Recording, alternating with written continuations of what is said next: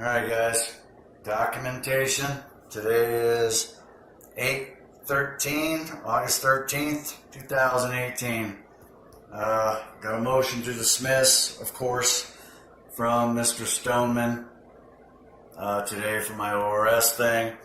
And it says right here, failure to state a claim. Which is what they do. They're just trying to make shit up. They're just trying to... if you go through it, it says that I didn't validate, I didn't verify, and I didn't state a claim, and he's full of shit. He doesn't say anything about the validation of debt letters, the interrogatories, the records inspection request, nothing. He doesn't say anything about that stuff. So, this is basically just their, deflection. So, I will get into this on my next one. This is a mandatory judicial notice. I got this from Take from Caesar, David Merlin. You guys should look into him. Look up takefromcaesar.com or .org or whatever it is. Just YouTube him. And he's got another WeVGov, WeVGov.com, WeVGov.com. The guy's mobbing on the IRS, and he's got some really good complaints and stuff. So anyway, for documentation,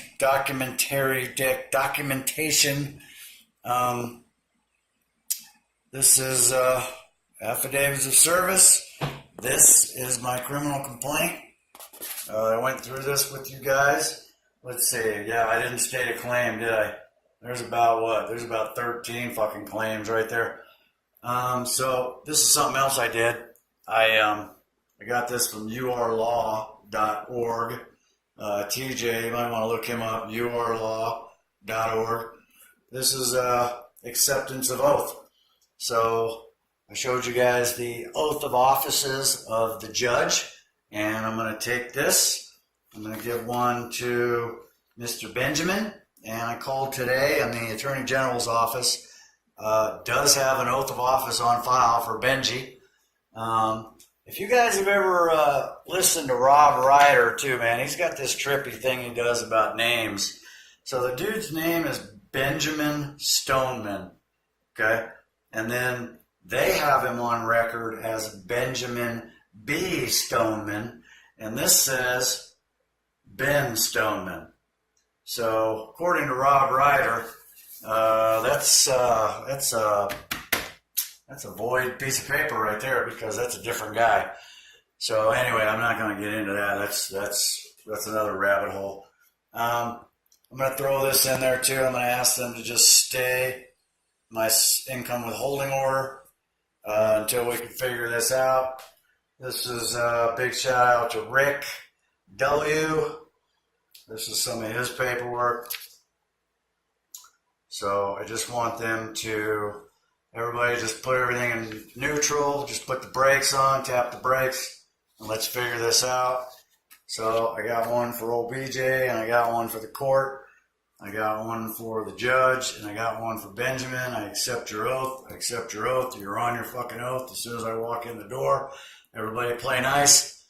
I'm going to send one of these to the judge because I don't remember if he got one of these. I did send this to the Judicial Conduct Commission. I think I sent one to the 3rd District Court, but if not, I'm sending another one just to make sure. Affidavits, and like I said, this one here. So the difference between these judicial notices and the other ones, which are kind of memorandums and judicial notices, is this one goes into detail about how you violated my rights, and now that you've violated my rights, who's going to fucking jail? Because it ain't me.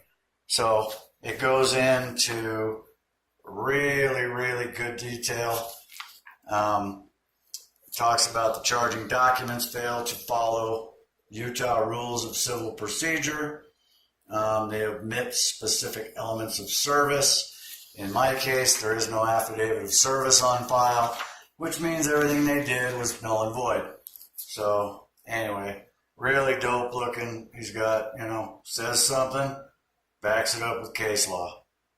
So it's got pages and pages. And then it basically at the end goes into, all right, now that we've established that you broke the law, who's going to go to jail? So, and let's see, I think I put that right here on the conclusion here. Defendant has been more than clear about the language of ORS policy, Utah Code, and the difference between legal and lawful. Defendant has spent 3 years giving blah, blah, blah, blah.